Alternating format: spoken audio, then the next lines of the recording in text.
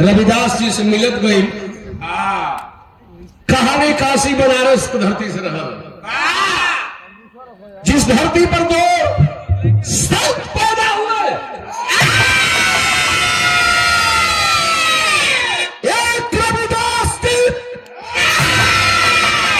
और एक कबीरदास जी। दोनों एक आश्रम के शिष्य थे। अंतर इतना था कि रविदास जी संत विचार के थे और कबीरदास जी थोड़ा रंगीन विचार के थे, जिस विचार का यह बिरहा गायक राम।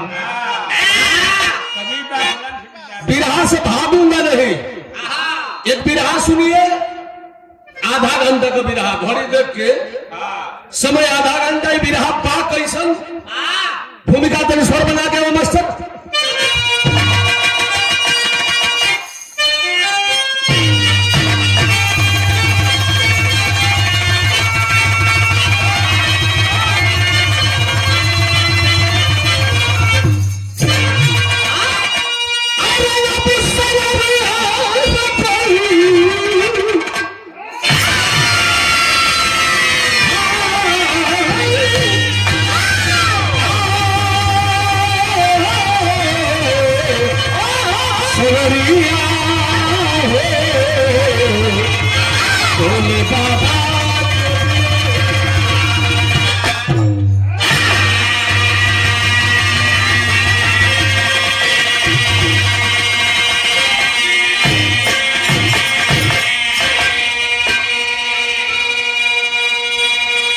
जैसे रविदास गुरु की बाणी अमर हो गई कि मौन रहे चंगा तो कठौती में गंगा, कबीरदास की एक बाणी अमर हो गई, जबकि दोनों गुरु भाई हैं। कौन बाणी?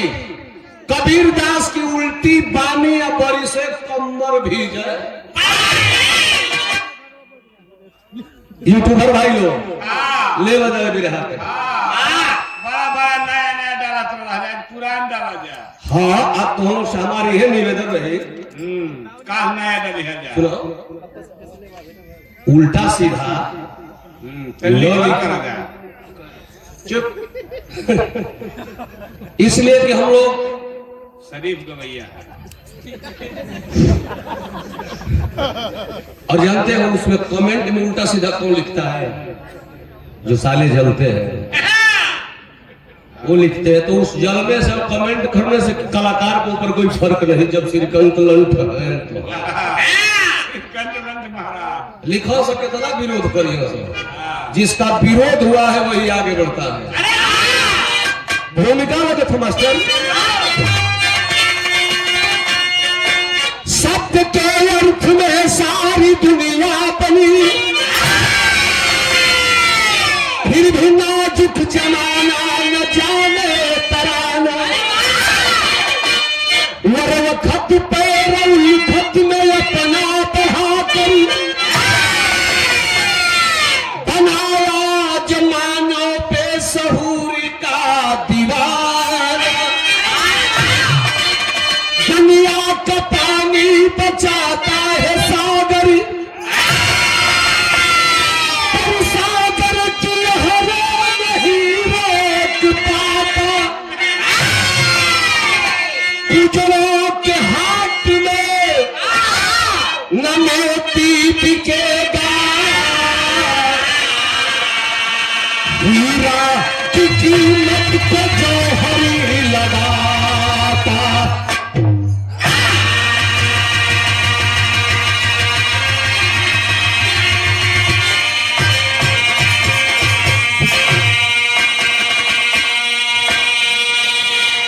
बिरहा एक ऐसी विधा है मित्रों,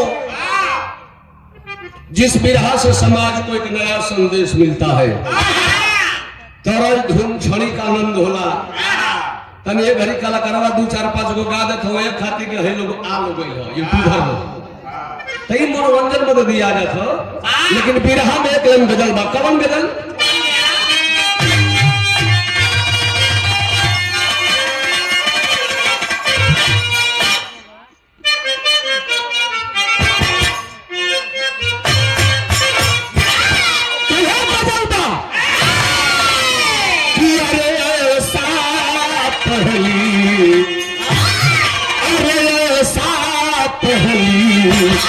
बार हुआ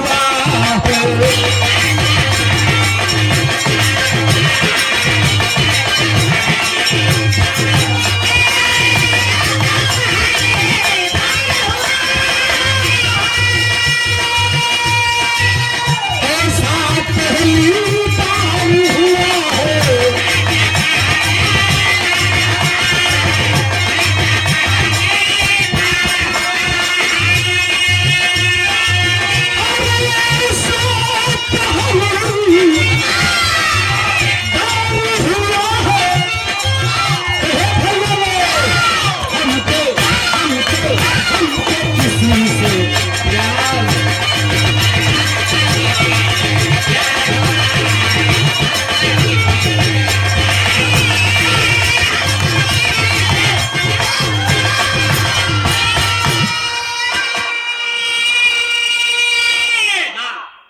लेकिन कवि जी पूरा विरह का निचोड़ 2 लाइन भाव में लिखल है। का लिखल बनी? अरे जिसने जैसा करिए ना अच्छा काम, नाम आपका भी अमर होगा। ये नहीं कि करतो नहीं किया देख के जरूरत नहीं। तो जिसने जैसा काम किया है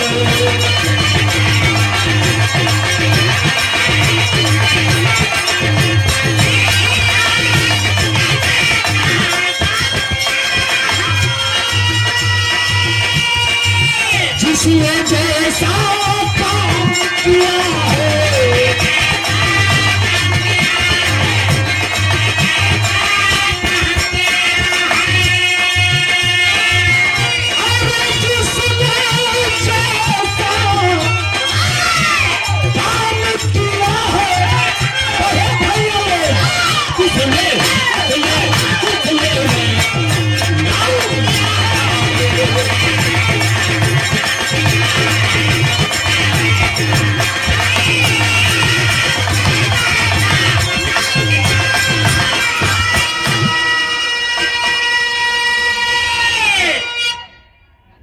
जिसने जैसा काम किया है उसने वैसा नाम किया है।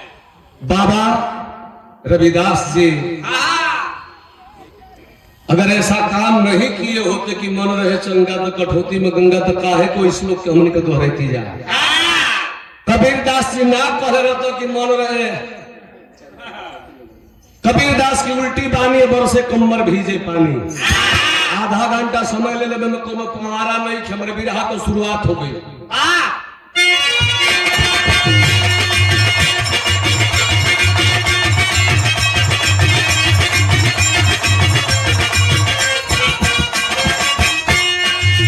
अरे शुरू हुई है साहब कबीर की कहानी, पहचान नहीं पाए रमानंद ज्ञानी।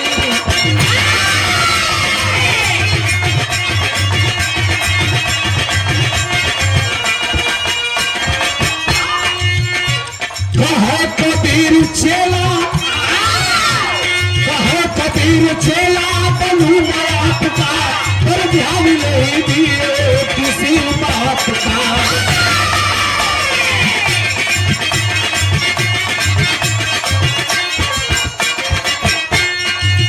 अरे बैठे थे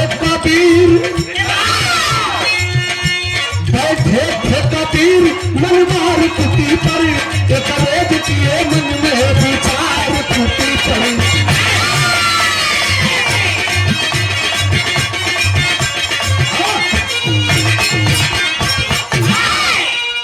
देखिए भैया जे पुरान काका दादा बैठल बा ए बिरहा के सुनी के जई हलो आई नौकन पतन ध्यान मत दिया कुछ में ऐसा आइल हो।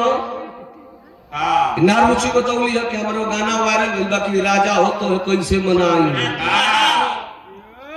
ते कुछ देखे आई गलो के भाई रुचि आई जो प्रतापगढ़ से गरम के होला बा। हां 65 जे पाई मान जाई मलखाई जाता नहीं केवड़िया खोले रखले रही हो। हां दोनों का एक एगो सुन के आई तो भाई जे ऐसा कोई क्या नौजवान भाई हाँ तो केवाड़ी खुलले होई जाके केहू मत कर दे। तब नौजवान लोग ने जाए वाला होई भैया वो जा सकला नहीं तो जे बिरहा के मतलब समझे वाला हा। हाँ 20 मिनट बचल बिरहा। हमारे बिरहा का शुरुआत हो गई कबीर साहब रविदास जी, रविदास जी के गुरु रामानंद गुरु, कबीर साहब के गुरु रामानंद गुरु। रामानंद गुरु के कुटिया पर 5 बरिस के अवस्था में कबीर साहेब पहुंचलन। हाथ जोड़ के कबीर साहेब रामानंद स्वामी से वो बात कहन बड़ा कचक्का कर दिल थे मास्टर।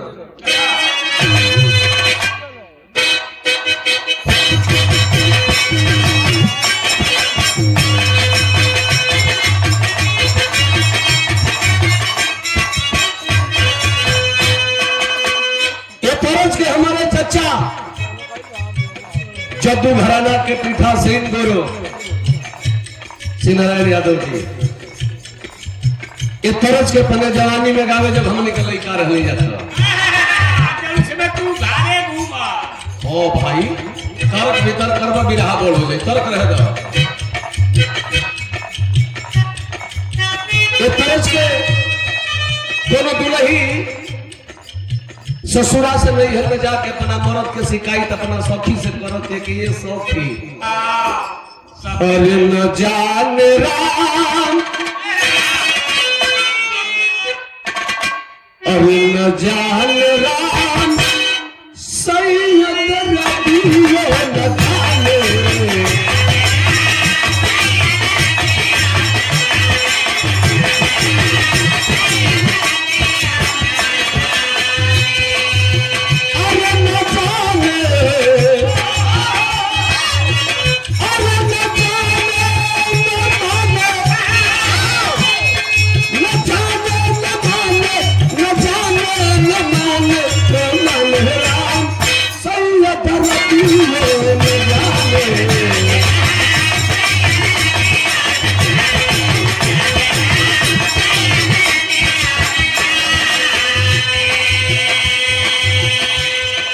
रहल 5 बरिस का अवस्था बा कबीर साहेब हाथ जोड़ के रामानंद स्वामी से को बात कर वही काशी बनारस में जहां से इनके बिरहा रह क्या कह अरे बनाल स्वामी, अरे बनाल स्वामी हमारा के छेला बनाल।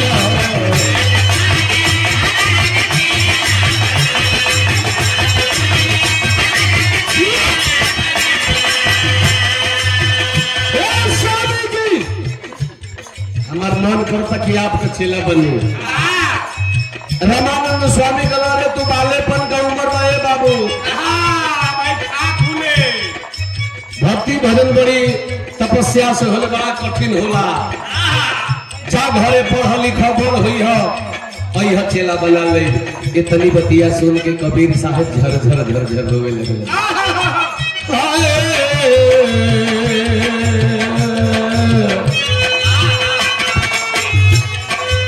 झर झर बरस कबीर का नजरिया।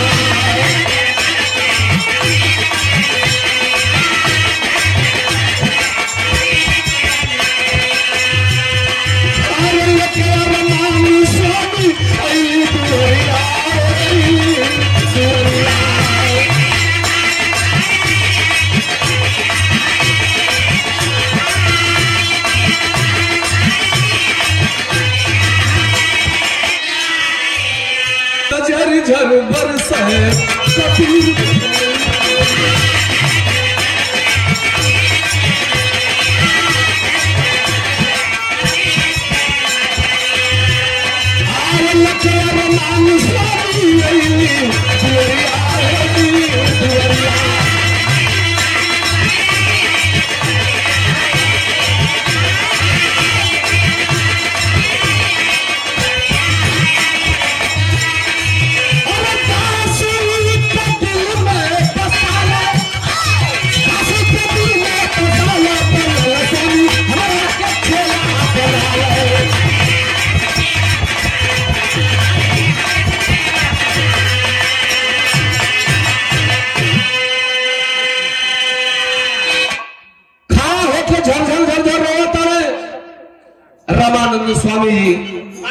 कल के भाई हाँ ये लड़का का मन बा हाँ भक्ति करे के देख खेदल ठीक नहीं खे के कोनो तरीका से खेदी कबीर तुमको चेला बनाऊंगा लेकिन तुम्हारे सामने 3 सवाल। विरहा सुनने वाला भैया मेन पॉइंट विरहा का खड़ा हो गई। तुम्हारे सामने 3 सवाल है, अब तीनों सवाल में पास हो जाइबो तब तक कुटिया पर रहबो, नहीं तो जाके घर में भजन करी है। विरहा सुनने वाला भैया लोग कलाकार के हुकोड़ ना होला। हाँ जेके हाँ चापी ना हम चाप देखी भैया मुन्ना का तू चपले रहो, तू चपबा हम चाप दे। तो से का झूठ बोलेगा मुझे तू अपने आदमी बड़ा। ए भैया आखिरकार कबीर साहब कहा कि 3 सवाल बा, अब बेटा तू तीनों सवाल में पास हो जाइबो तो आश्रम पर रहल हमार शिला बन जीबो। कबीर साहब से सवाल का कोई रामानंद स्वामी पहला सवाल चालू हो गई। विरहा का मेन पॉइंट खड़ा हो गई जा सवाल का कोई न तरद लग गई।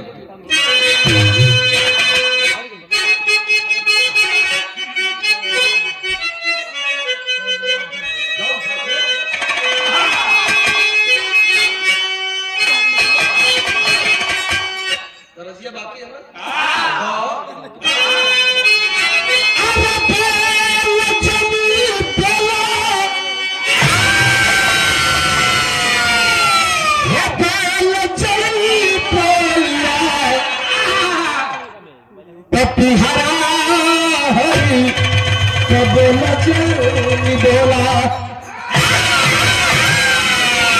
लेकिन है विरहा सुने वाला भैया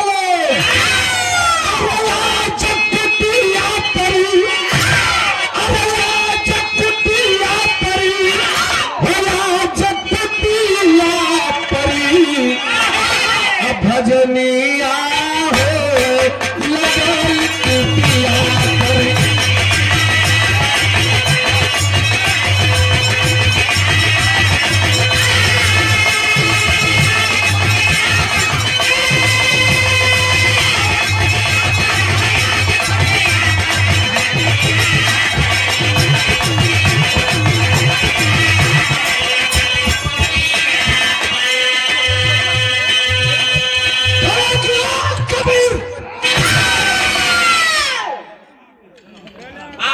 देखिए 100 रुपये पुरस्कार हमारे मुन्ना भैया की ओर से इस महफिल के सबसे रंगबाज व्यक्ति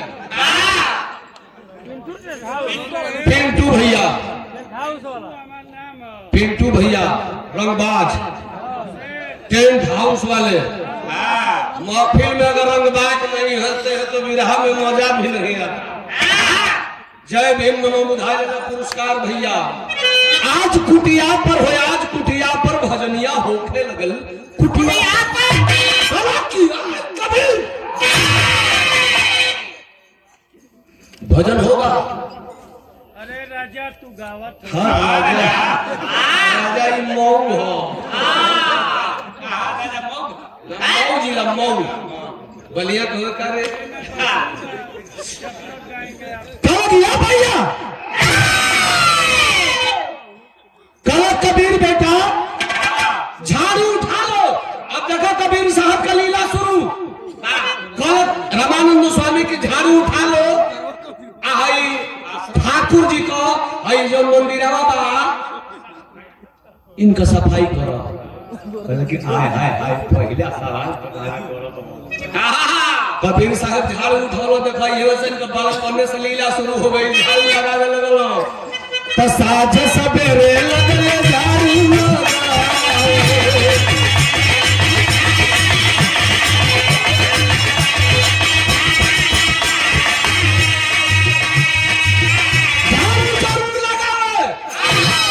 लेकिन वाह झड़ुया कैसे लगावे।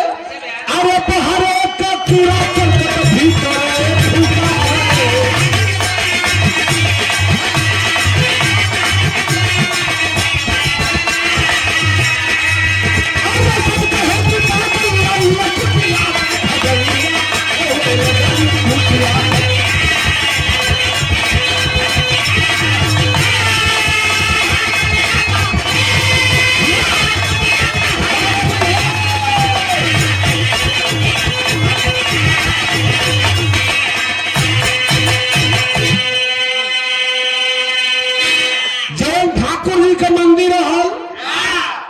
कि कबीर इस मंदिर का सफाई करना है, तुम्हें झाड़ू लगाना है।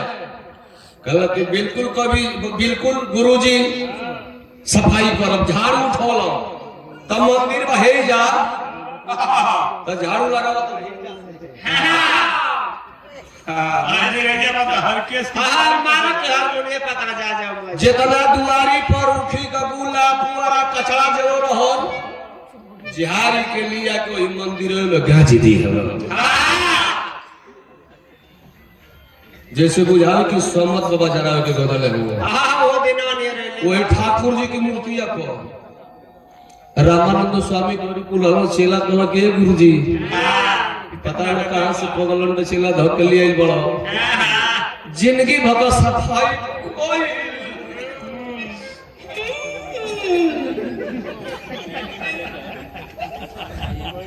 जिंदगी भर सफाई कोई आज लिप दी हला शियाली के देखो ठाकुर जी के ऊपर बुझाता कि सोमत बाबा जरा लगे गांव जी दे बा परीक्षा लेने के लिए रामानंद स्वामी अहिला मंदिर के पास कहा कि रुको हम चेक कर ले। धोती उठाई के चौकट से अंदर जो पैर डलना हो मंदिरवा से इतना बढ़िया सुगंध महक कहला कि वाह कबीर वाह तूने गजब सेंट मार दिया है। सबके भोग भोग बसा था रामानंद स्वामी के गम गम गम कहता कहला कि कबीर बेटा तुम पहला सवाल में पास हो गया। कबीर साहब कहला कि जितना गुरुजी सवाल करियो तो मैं उल्टे कर रहा हूं। पहला सिस्टम जब ये उल्टे पहला पहले साफ करे करना तो हम कचरा भर देली तब कचड़े पर जन होई देखल जाई। कहला कि कबीर अब तुम झाड़ू फेंक दो। अब दूसरा सवाल तुम्हारे सामने भी रहा बहुत बोल नहीं थे अब बहुत पलाना नहीं थे। दूसरा का सवाल का कि हम क्या बदल गई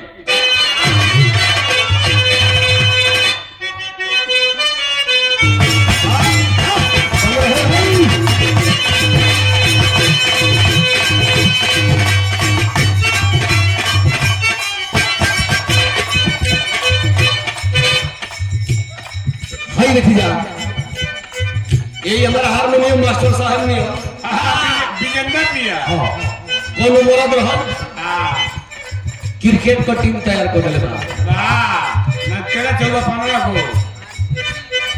मेरे रतन के राजा बन कर काबू आवे पर लागल बाहो पहले बजे बाबा कहला कि देखे मैं हमार दोस्त नहीं मैं दोस्त और बात रात भर भी हम हारमोनियम बजा के जब आएगा घरे आएगा तो तुम इतना बेजोड़ लिपस्टिक लगावे ली कि देख के हमर सलाती में कबे छोड़ दिया ई कहत है पर मलकाइन से का कहते हैं अरे यार कौन कैसबा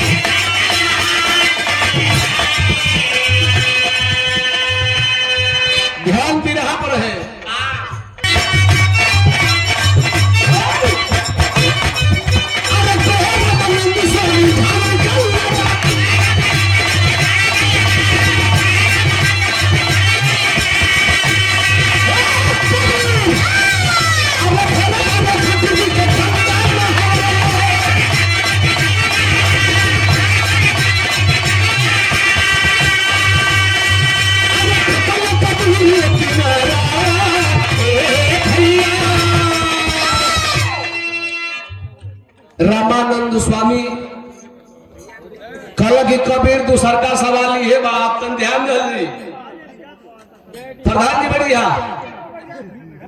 उनका कुर्सी मतलब कुर्सी तो गरे चुनाव में लोग लगा एकदम हिला हाय बढ़िया कुर्सी कुर्सी लिया मत भैया बैठिए हाँ ता रामानंद स्वामी कल कबीर झाड़ू फेंक दो आई ठाकुर जी का मूर्तिया देखल बड़ो कि ना अबे घरी तनी बहुजन समाज जागल बा अबे घरी ढेर लोग पूजा उजन नहीं खे कहा हो तनी हीरो लोग अब चलहाक भइल बड़े जब से चिरुकिए उखरल हियो तनी तनी अब ये लोग बुझाई बा चुरकी उखरा कैसे कि कथावा खाली है कहिलो आप तो उठा के डलवा जाए नया कंटेंट मिल गई अरे ध्यान तो वही जो लोग ना दे कि जहिया अखिलेश जी कुर्सियां छोड़ के बैठल हो तो ये कुर्सी या धोई रहेगा एक कबूत से गा के जोर से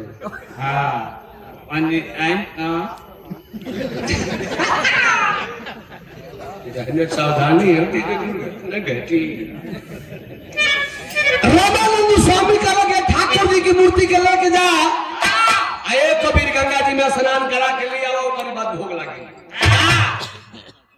ठाकुर जी की मूर्ति जब थरियाओं में होले अक्सर करके हिंदू धर्म में जब बहुत पूजा के मानेला सुनील सिंह जी तो ओकरा घरे एगो ठाकुर जी की मूर्ति होले पितरे के थरिया में एगो जगन्नाथी लोटिया होले उन्हें छोटी चुकी हो लोटियावा से खाली ठाकुर जी नहा लो दूसर का नहीं तो भक्त नमूनिया हो जाए इतना ठंडा पानी होला इतना शीतल पानी होता है वह मूर्तियां लेके थरिया बाई जब के लेके पंडित जी लोग सत्यनारायण भगवान का कथा लोग कहेला वह थरिया में मूर्ति लेके गंगा जी के घाट पर गए लोग कहला कि ठाकुर जी ई बुझाता कि तो के जड़वा में और ये में नहवा दे तो न सो ई तोरी भोर दहिया काई लग गई बा चलो ना घर पे नहवा देई लेके थरिया गइलन गंगा जी के घाट पर आ थरिया के धदल नीचे ठाकुर जी के ले लगा हाथ में करिए जामुन नहीं बाबू कहला कि ठाकुर जी तो क्या भोर पेट ना हवाई वही गंगा जी के आराम तो खाना हो गइलन आ एगो गोड़ आगे आ एगो गोड़ पीछे कहला कि आज तो के भोर पेट ना हवाई ठाकुर जी अब बढ़िया से बैलेंस बनाई के जैसे ही टोस नदिया बने बगलिया में ऐसे ही आराम पर खड़ा होके आप बढ़िया से बैलेंस बनाई के कहला कि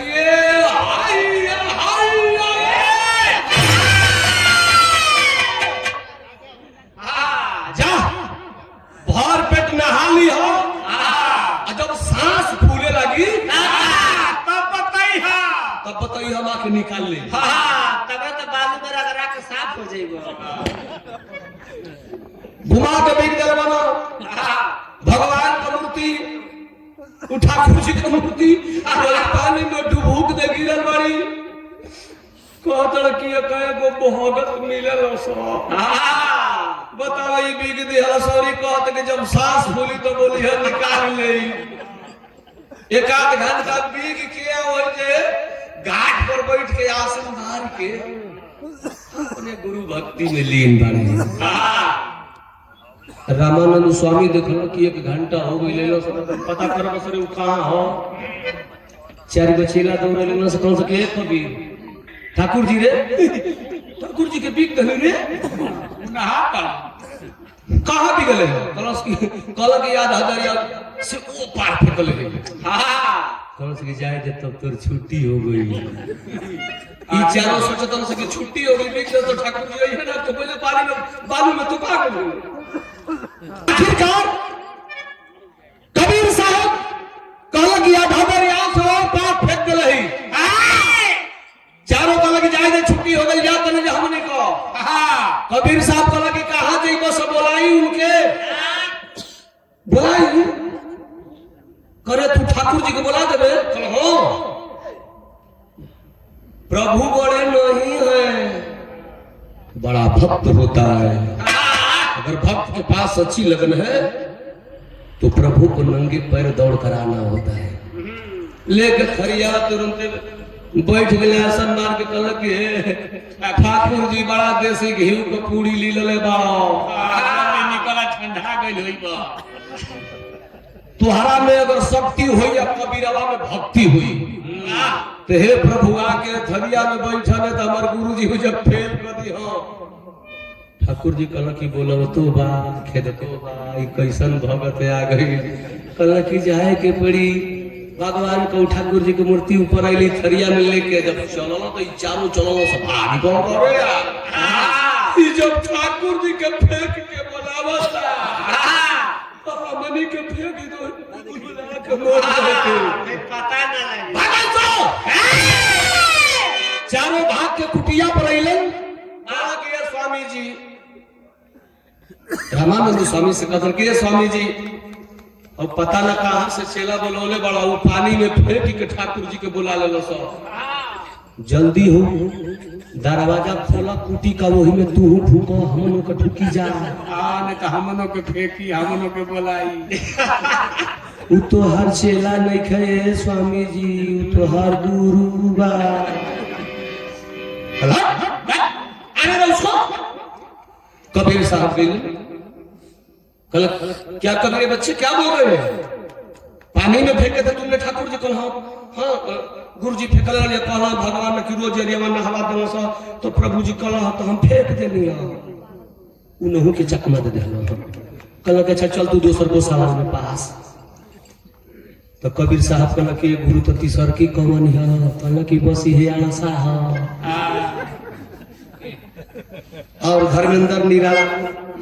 धर्मेंद्र निराला हमने शिष्य कोर्स पुरस्कार आतनी हम गाड़ी में दो मार्केटिंग चलावली कहली कि खाली बिरहा से काम ना चली दो धंधा करो विकलांग हो तुम्हारा सर्टिफिकेट ऐसे ही मिला बेचो घूम के पुड़िया लाइसेंस दिलवा दिया जिंदाबाद आज हमारा चेला नाम धोरो बाद में गवाऊंगा ये गीत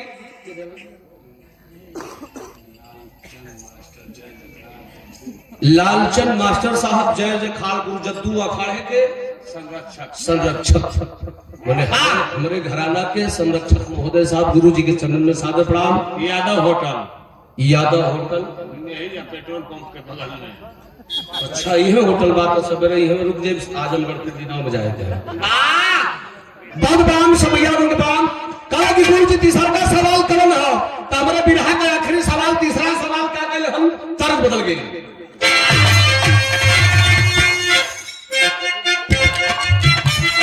अरे पिया अरे सैया मिला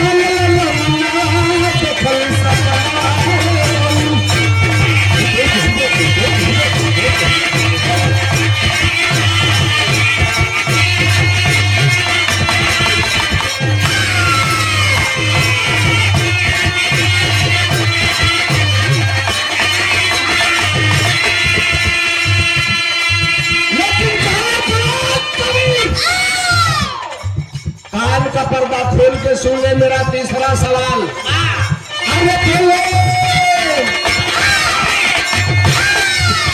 रामानंद के इच्छा न सुन लो हमारे चेला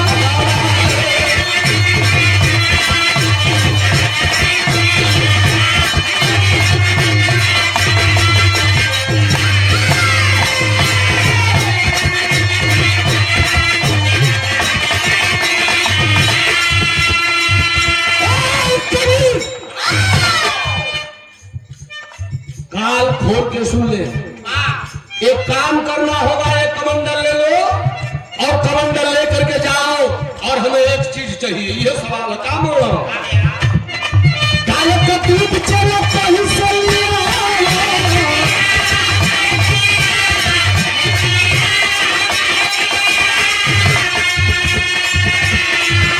अरे तू भले से ठाकुर जी के आग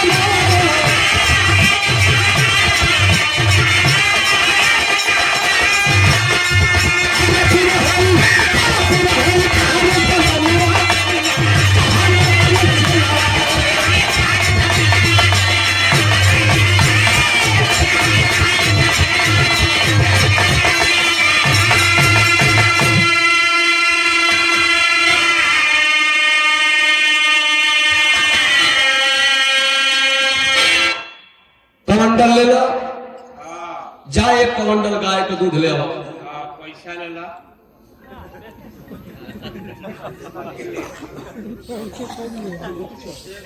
और पूजनीय हमारे बड़का भैया संजय भैया पाली के पावन माटी से, जय भीम नमो बुधाय सकल पंच लोगन के प्रणाम। कमंडल ले लो, जा गाय के दूध लेके आओ, दोपहरिया भइल बा। चाचा हो चल बैठ जा, चश्मा वाला बैठ जा, छोटा वाला हो बैठ जा, झूठे जाके पटोहिया के तौन करबो रखे बैठ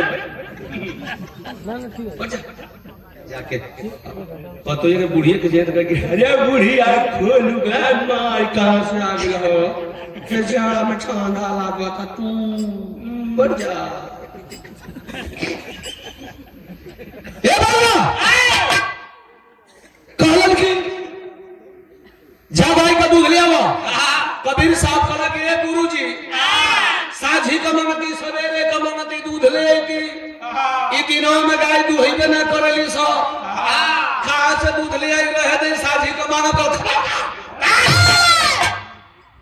छोटा छोटा दो सवाल किया तूने, पास हो गया। इसी दोपहर में दूध नहीं लेकर के आएगा फेल कर दूंगा। आखिरी सवाल है। फंस गए कबीर साहब, कमंडल लेके लगल गाय का दूध खोजे। शहर में खोजत न, देहात में खोजत न, कहीं और गाय चरत रही सो हिरन का हो जाइए तो मान ला कि हम सवेरे का दूध के बिल्कुल छोड़ दे बड़ो सो। मैं दुहवा का उमेश लेके भाग गई था। एक आध बड़ी तनी बाड़ी सोचल तो पछन धो के खींच देले बड़ो सो। तो कबीर साहब सोचत कि कहीं से एको पसर दूध हवा मिल जाई तका मछवा से छान के माने नो के आ सोचा सुन पानी का छींटा मार के तनी दूली कमंडलवा के दबा के दूहे को कभी दूरे हो जाए। भक्त कबीर साहब नागराज को भैंस थोड़े ये सब बढ़िया से लात गाय दूध नहीं मिला।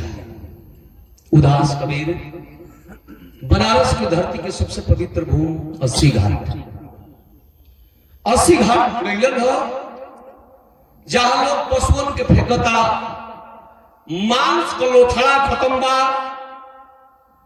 मात्र ठटरी बचल बा। ठटरी के लगे गईलन हो अपना भक्ति से देखना कि ओ हो ये गौ माँ की हड्डी है। हई देख लीला कबीर का। अरे कबीर रविदास जी की बात हम लोग कह रहे हैं, वो कोई महान इंसान नहीं थे, साक्षात भगवान के स्वरूप थे। वो लोग साक्षात प्रभु के रूप थे। कबीर साहब एक मुठ्ठा दूब घास नोच के वो गैया की मुहवा तो धरत कहत कि हे माई तोहरा में अगर महतारी कौन सुखे, हमारा में बेटा कौन सुखे। तोहरा में शक्ति होके, कबीर में भक्ति होके हो माई। बालेपन को उमरवा अगर तोहरा में शक्ति होके, हमारा में भक्ति होके, तो उठ के घसिया खा लो माई। हमारे कमंडलवा में एको अजूरी दूधवा दे दो माई, ने तो तोहर लइकवा सवाल में फेल हो जाए। बाहर कबीर साहब की भक्ति, वह गाय की ठटरी गाय बन गई। अब कबीर साहब कमंडल के दबा के ठेकुना में लगल दूहा पड़े। आ रामानंद स्वामी कहना कि देखी केनी केनी जात तो ये वो चेके करता यानी वो दूहा तना नहीं सारा साल ले हले। रामानंद स्वामी पहुंचल मरलन पीछे से एक सड़सा का लग कबीर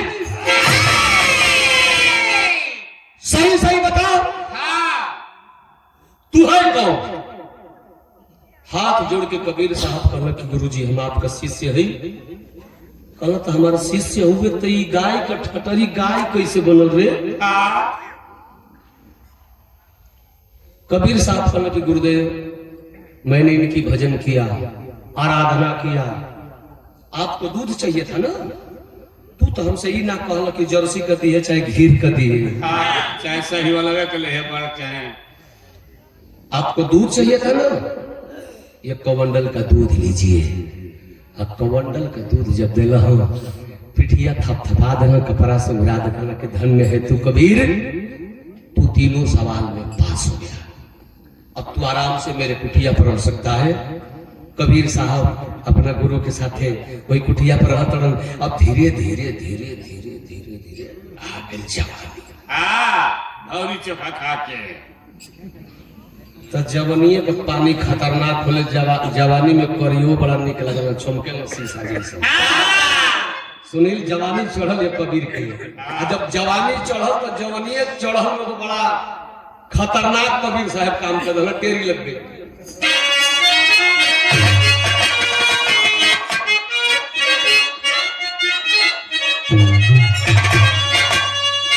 हरे बखरिया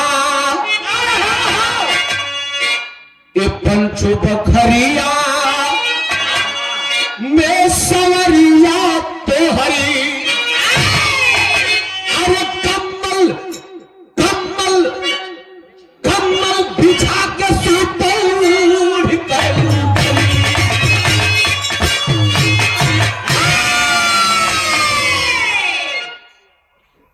कम्बल बिछा के सूते ओढ़ के लुगरिया, बखरिया में सवरिया तो हरी। आश्रम पर भाई जाड़ा में चाहे गर्मी हो के कब ओढ़ना भी छोड़ना चाहिए ना। एगो कमरा मिलल बा फटला है बा, एगो लेवा मिलल बा, तो लेवा बिछाऊ न जाला आ कमरा चदरा रजाई उड़ल जाला तो वो कमरा के बिछाओ आ फटा हुआ लेवा के मोए काम उल्टा। ए भैया आखिर है देखा जा, धीरे धीरे धीरे धीरे बात चलती है आगे। अब चलूंगा उस समय की बात भैया, अभी आखिरी पॉइंट, आखिरी गीत बात। गोरखपुर का रहे वाला गोरखनाथ बाबा जिनकी भक्ति जगी है, शक्ति जगी है, हमेशा गोरखपुर से मऊ गाजीपुर होते हुए बनारस जाते थे, और बनारस की धरती का जो सबसे बड़ा संत होता था उसके साथ शास्त्रार्थ करते थे। अब बाबा जी के हरा दोष बड़ा बेइज्जत भी करे।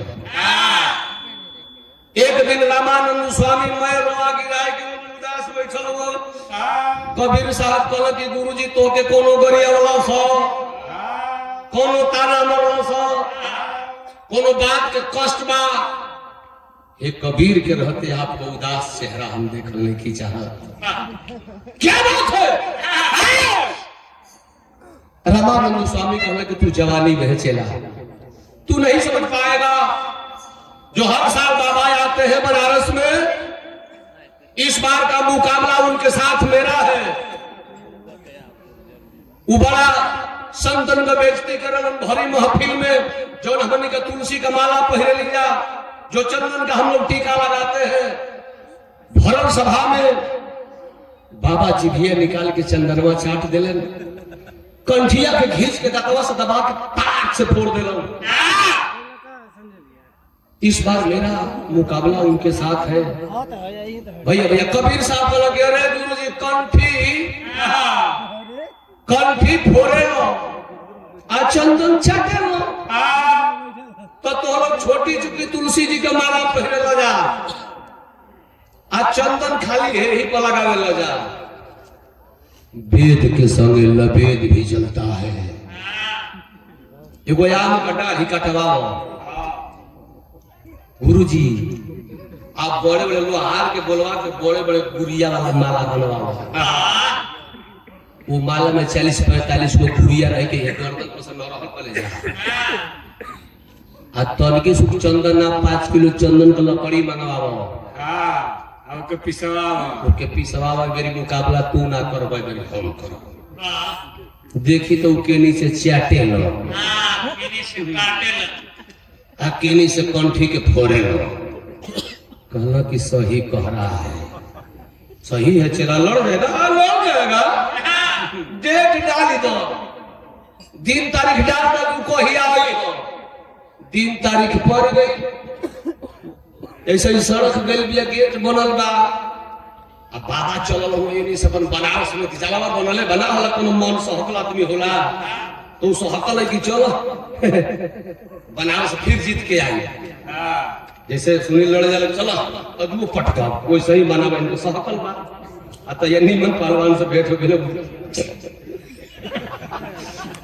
अब कबीर साहब खड़ा बना 5 किलो चंदन की लकड़ी बने और 5 किलो चंदन की लकड़ी लागला के मतलब कि धोती कुर्ता गमछा में हटा दहलन आइए 2 इंच का राम देव वाली लंगोटी या कहीं कहीं देखल जंगलों में सधुइया रंग लपेटल रही हो खाली छिनिया हाँ खाली छिनिया खरिया तो पले रही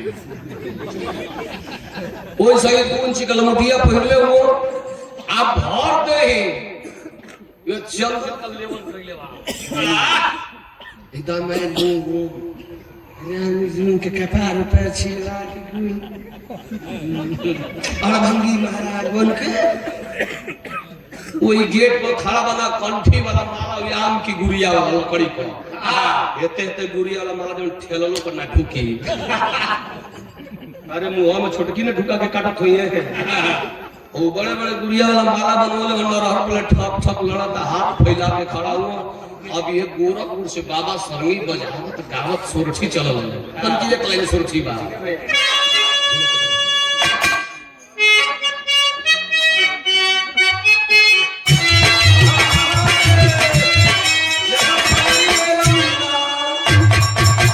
हजरी लेला भास नहीं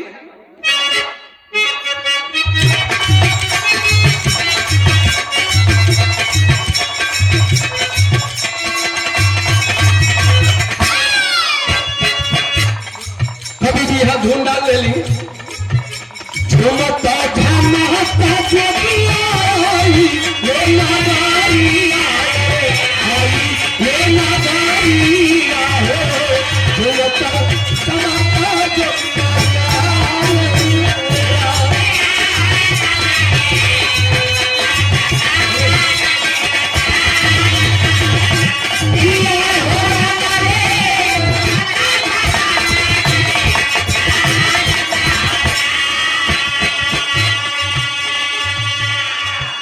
सरंगी ले ले वाला अपन सुर में वाला धुन बजावत जाता रे झूमता झमकता जगिया ये नगारी आई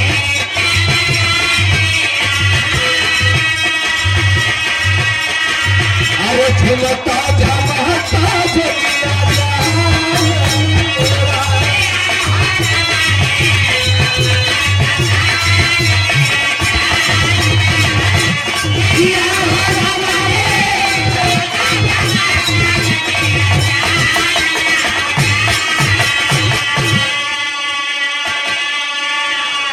धीरे धीरे सरंगी बजावा तो ही मेन गेट पर जब पहुंचल हो अपना रथलान से कहा भाई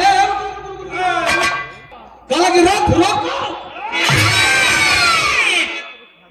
रथवे पर से बैठल वो कहे कबीर साहब कल की हट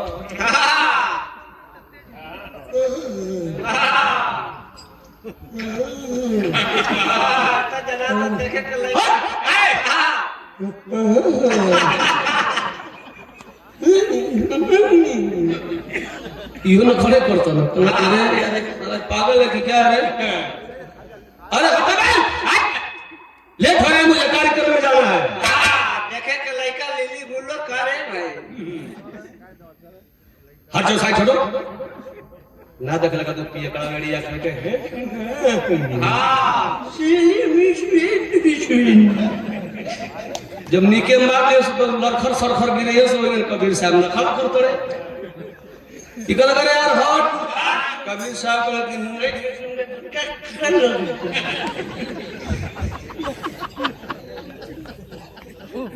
कल के अरे यार मुझे लेट हो रहा है कौन हो तुम कबीर साहब कल कि मैं कहा हाँ तुम कौन हो कबीर साहब कहा कि मेरा नाम चटाने और कटाने वाला है बाबा मैंने सुना कि अब बनारस में आके बहुत चाटते हैं बहुत काटते हैं। बाबा तो मैं इसलिए खड़ा हूँ तमीज से बात करो। कल तमीज से ना मत करत भाई जा कौन कर दू मास्टर।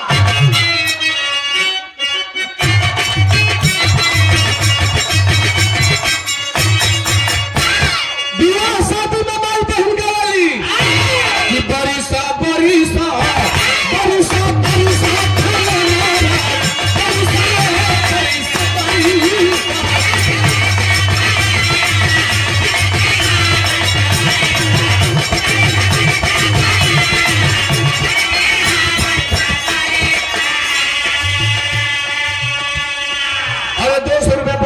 अध्यक्ष राम रतन राजभर जी और 500 रुपया पुरस्कार आए हम भूल गए हैं हमारे गार्जियन सुनील सिंह जी आदित्य बस मलिकार में हो गए चलेंद्र सागर प्राण बरिसा बरिसा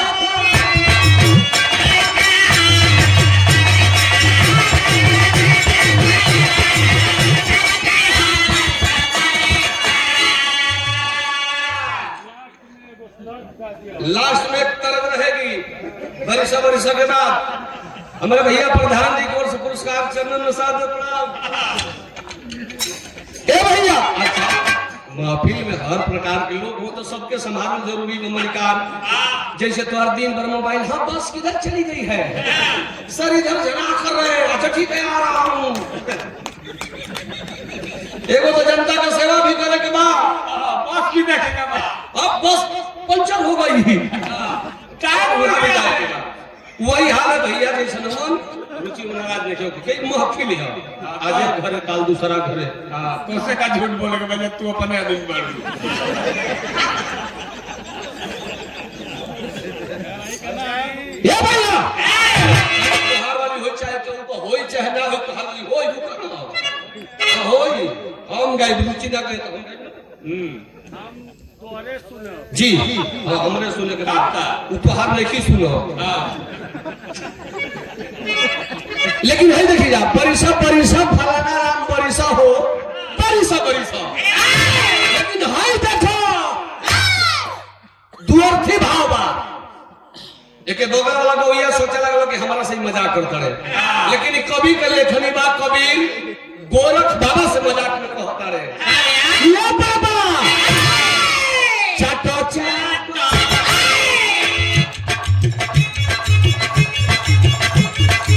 अरे चाटो चाटो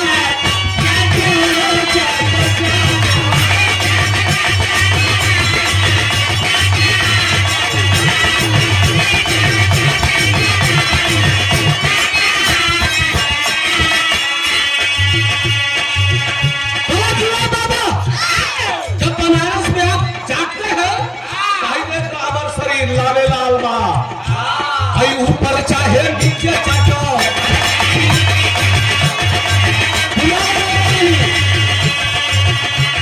अरे गबन चाहे जीवन चाटो हम करो पत्थर से चाटो चाटो चाटो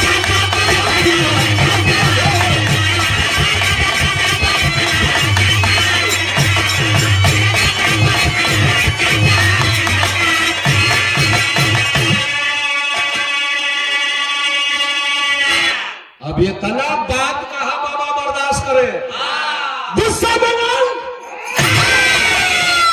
ढाल दौड़ के बहिया कबीर के गले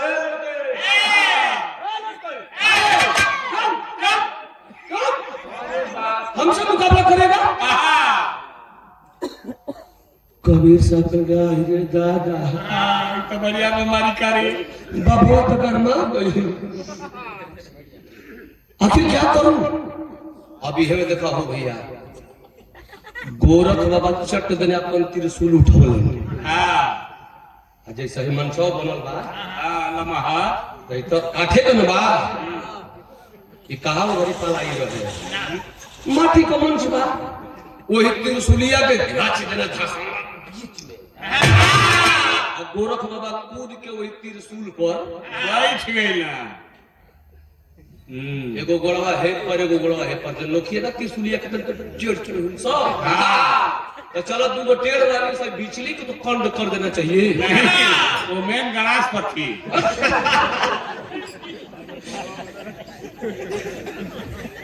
बाबा बैठल बने आप कबीर के उड़ा लखारा दला कबीर जानते हो मुकाबला किससे होता है? जो लोग बराबरी के होते हैं। हम छोटे बच्चों से बात नहीं करते, हम छोटे बच्चों से बात नहीं करते।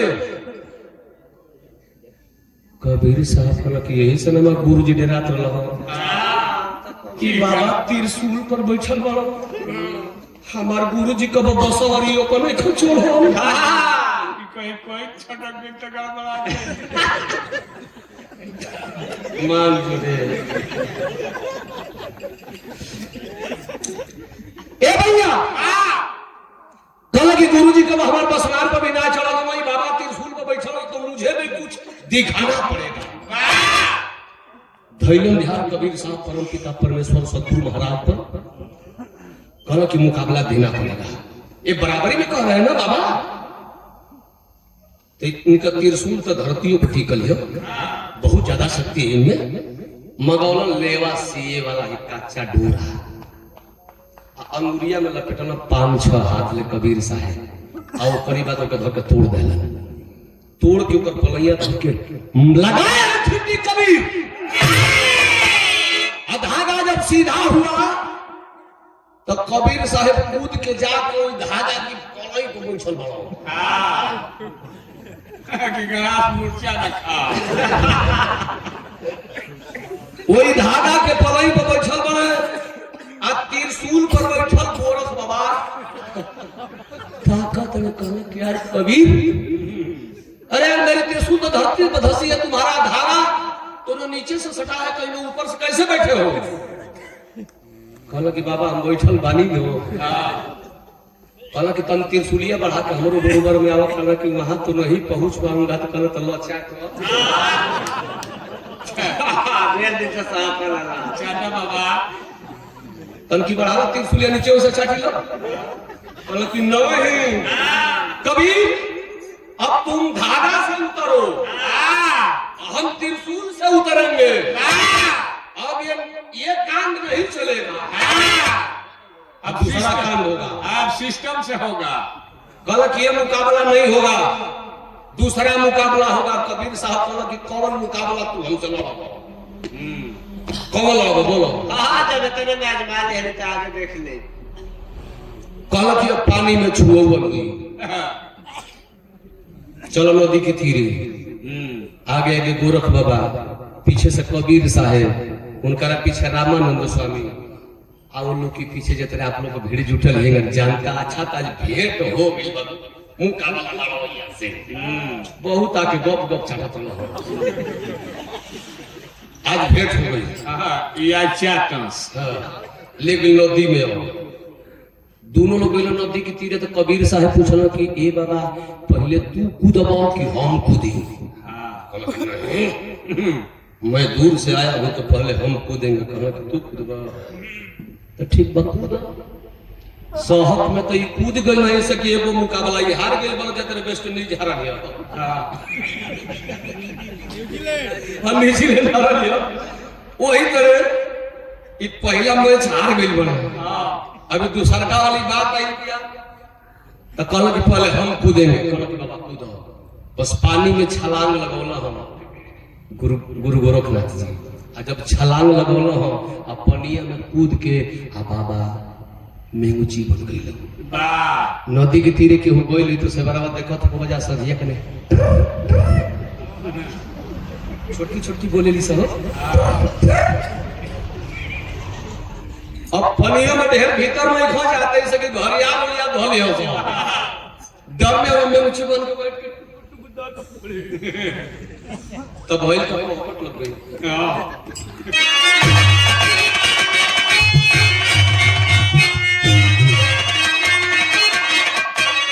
अरे कुदले गोरख अरे वही गंगा जी के धारा तारा गरम्बा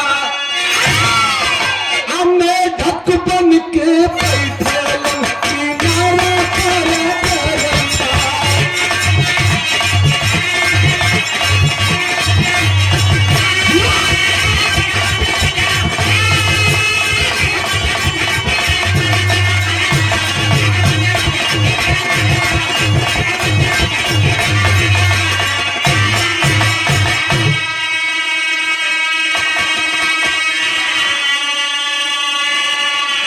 नेमुची बन के बैठा बड़ा बिरहा आखिरी पॉइंट करो भाई बैठा दे टकर टकर ताकत वाला कबीर साहब चल करे महाराज बाबा कहां गइलो ढेर भीतर गइलो कहां गइलो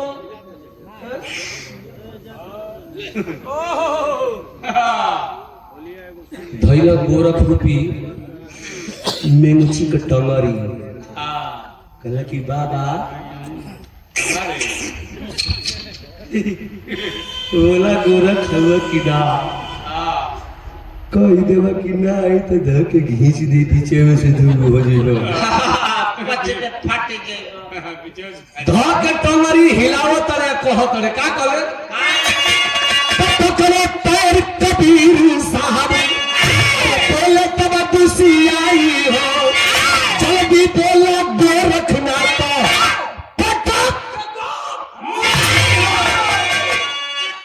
बोलो सही सही बता दो बोलो गोरख हो कि ना वो गोरख बाबा सोचत ना कि कहतन कि हाँ तो कही कि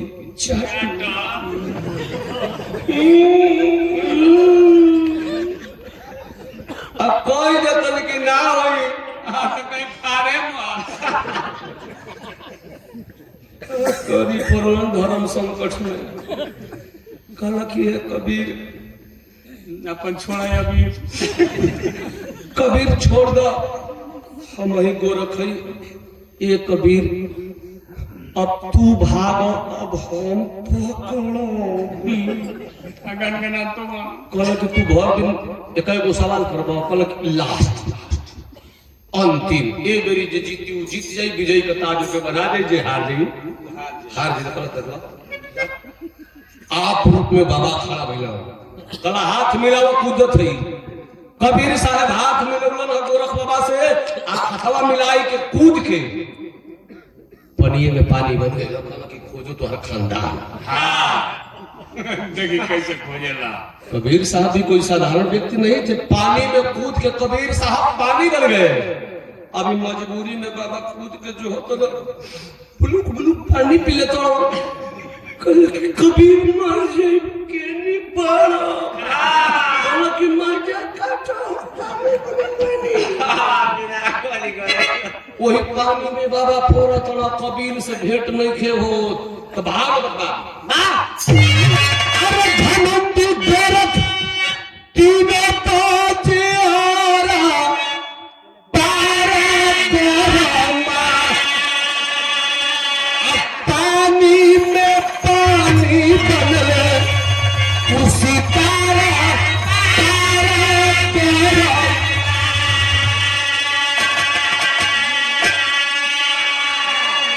पनिया में वो पवरत लड़का आवत रहल जौन लड़का के नाम किताब में लिखले बा कमाल कमाल लड़का देखलस बाबा के पौरत कहलस कि बाबा ई पनिया में का करत हो कौन मछली मारत हो कहले पानी में का करत हुआ बाबा गोरख जी कहले कि बेटा मैं कबीर को खोज रहा हूं घंटों घंटों बीत गया कबीर नहीं मिले लड़का कल की न मिलल न मिली हो उनके खोजे के बनाओ तो कबीर के नाम से एक परात पानी निकालो ढेला सरियाई के परात धो के नीचे से आगी लगाओ जब पनिया गरम हो तो वही में से बुलबुला के निकली हो जब तो हिया दुहिया जोरे लगी नियम तो बता दिया कमाल एक बाणी बोले थे कबीर साहब वहीं पे इसको आप लोग जानते होंगे कि फूटल करम कबीर के कि मिलले पुत्र कमाल कबीर साहब बोले थे कि फूटल करम कबीर के कि मिलले पुत्र कमाल जाए कमाल ये बीच में ना आता तो ऐसा गोरख कितने चाट चूटी के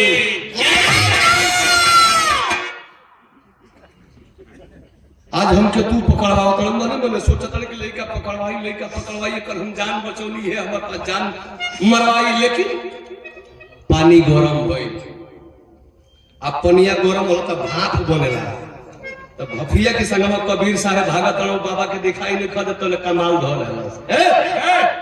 बाबूजी भेंट करे भेंट ना करबो जाए दो बहुत केहू के बेइज्जती ना कइल जाला। ई हार गेल बाहे, अब फिर ना आएगा बनारस में, छोड़ा ही नहीं।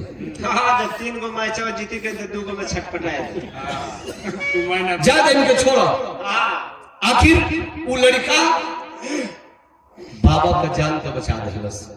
बाबा भगे वहां काशी बनारस से चले गए अपने नगरी। अब हाई देखो कबीर साहब का चर्चा होके लगल। पहले बनारस में भइल, फिर गाजीपुर भइल, मऊ भइल, देवरिया भइल, गोरखपुर भइल, आजमगढ़ भइल, पूर्वांचल भइल, हिंदुस्तान भइल, पूरे दुनिया में चर्चा भइल। का चर्चा भइल अल्लाह गइल।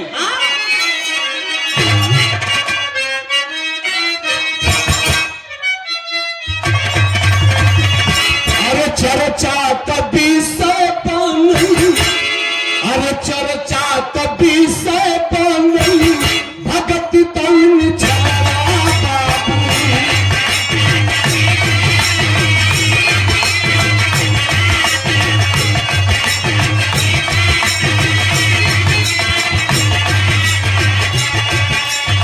अरे दुनिया में भाई का वीर है महान।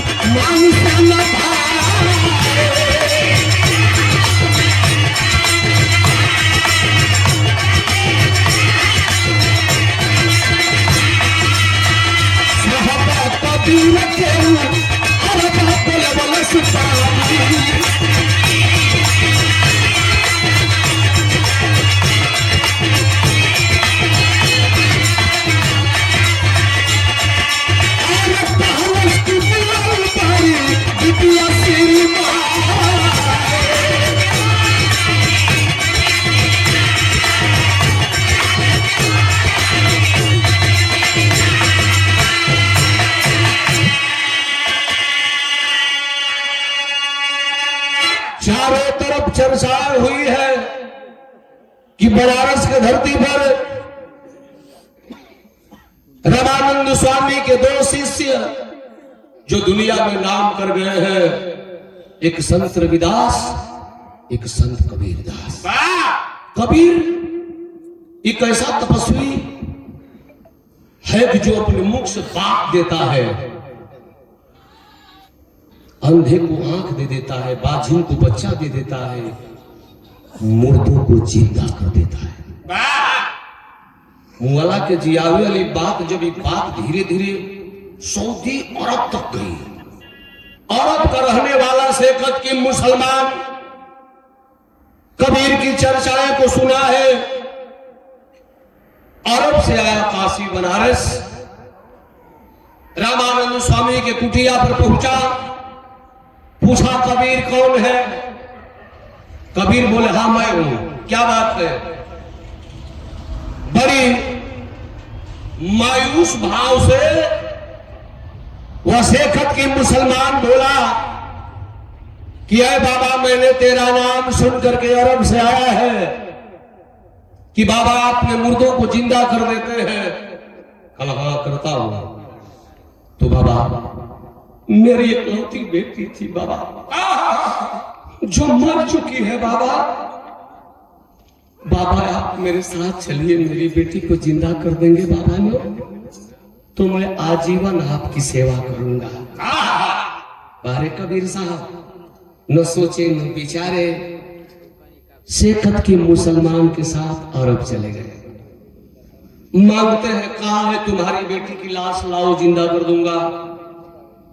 शेखत के मुसलमान बोला कि है बाबा, हिंदू धर्म में लोग मरते हैं तो या तो उसकी लाश को जला दिया जाता है, नहीं तो फेंक दिया जाता है, और मुस्लिम वर्ग में लोग मरते हैं तो उसकी लाश को कब्र में डाला जाता है। मेरी बेटी की लाश कब्र में है, शेकत के मुसलमान को बात सुन के साहब कबीर कहना करे मूर्ख, भैया भैया अरे मूर्ख, जिसकी मिट्टी इस मिट्टी में विलीन हो गई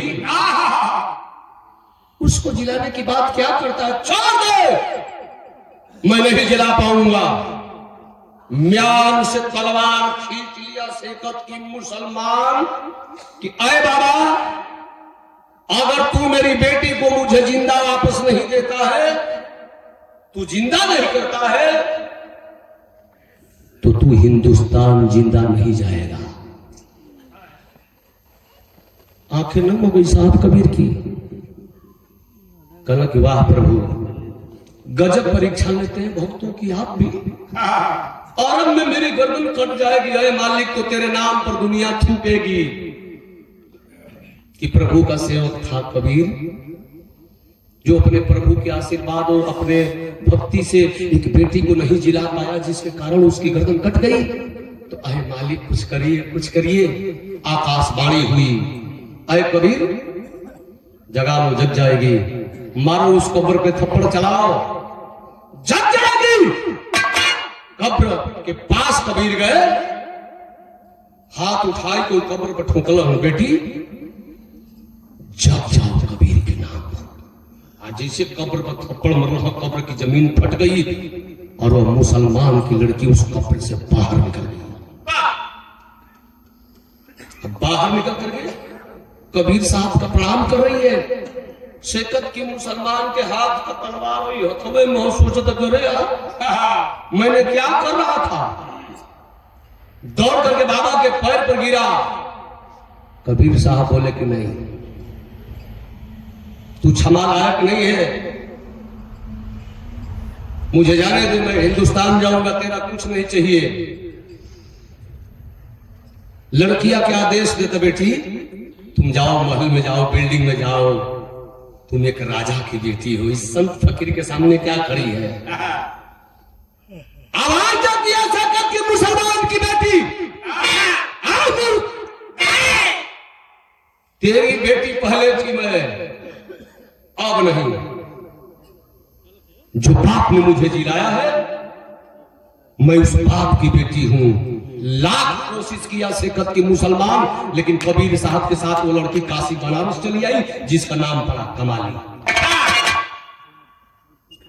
बच्चा जो पहले था, जो पानी में बताया, वो कमाल शक्ति से जिलाए थे, कमाल था, अपने कमाल शक्ति से इस बेटी को जिलाए, जिसका नाम कमाली। आश्रम पर जब लेके हो, रामानंद स्वामी का अंतिम चरण बाद एकदम पड़ गई हो, तो आदमी जब गिर जला है, पुआरा कोई छल खटिया मिले ले, तो जान तो लोग का कहना, तारा हे भगवान कलेश काट। उसी पोजीशन में रामानंद स्वामी अंतिम चरण है। और अंतिम चरण में आकर के रामानंद स्वामी के जब प्रणाम कर हो कबीर साहब, तो पूछना कि के हो बाबू, कहना कि गुरुजी हम कबीर हैं। तब कबीर हुआ। ए बाबू देखो, आदमी जब पुरान होला तो अपना पुरखा पुरानियन के लोग ले जाके गोड़ लगावला कि दादा के गोड़ लागल, ताकि लोग आशीर्वाद दे दस। मरे की घड़ी लोगन के जुबान में प्रभु का वास हो जाला, आदमी मुंह से कुछ कहेला वो पड़ जाला। यही से बुढ़ौती में अंतिम चरण में लोग गोड़ लगावेला।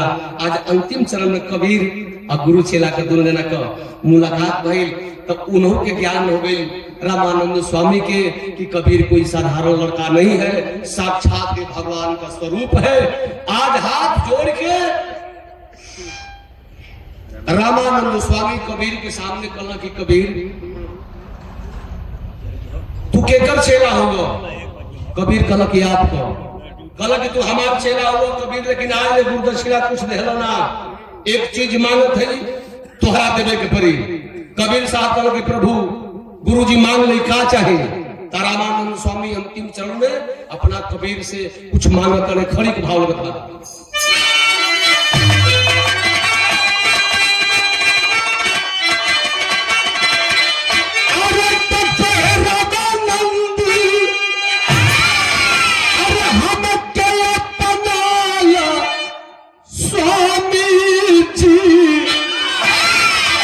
अरे सच्चा मर्द वाली रैया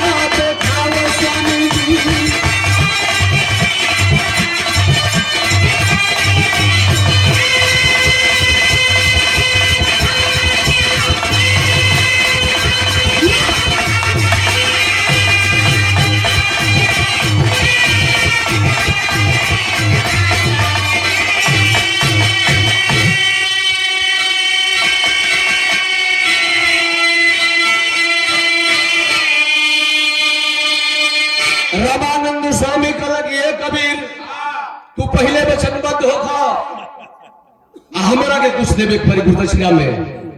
कहला कि गुरुजी हम वचनबद्ध हैं, आप मांगे। रामानंद स्वामी बोले कि अय कबीर, हमके गुरुदक्षिणा में तू ही दे दो कि आज ले तू हमार चेला रहा हो, आज के बाद तू हमार गुरु हो गई ना।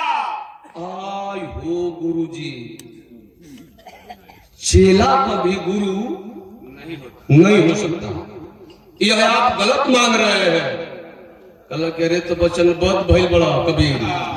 कबीर साहब कहला कि गुरुजी जन आपका शरीर बा, वो शरीर के कब हम चेला नहीं कर सका।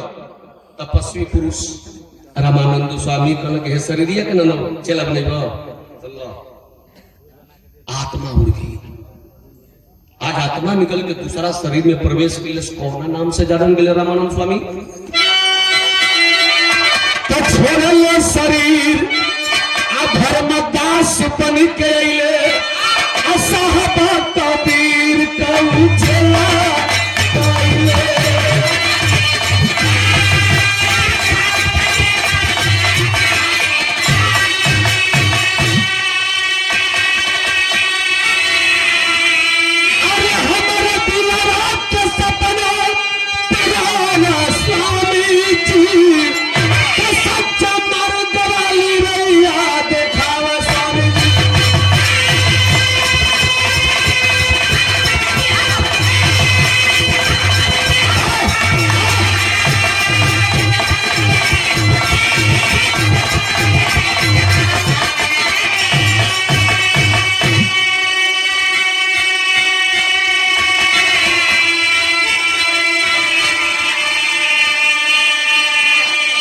वही रामानंद स्वामी दूसरे जन्म में धर्मदास जी के नाम से जाने गए और कबीर साहब की जो ग्रंथावली है उसकी लेखनी का काम किए और अंतिम पंक्ति में लिखे हैं।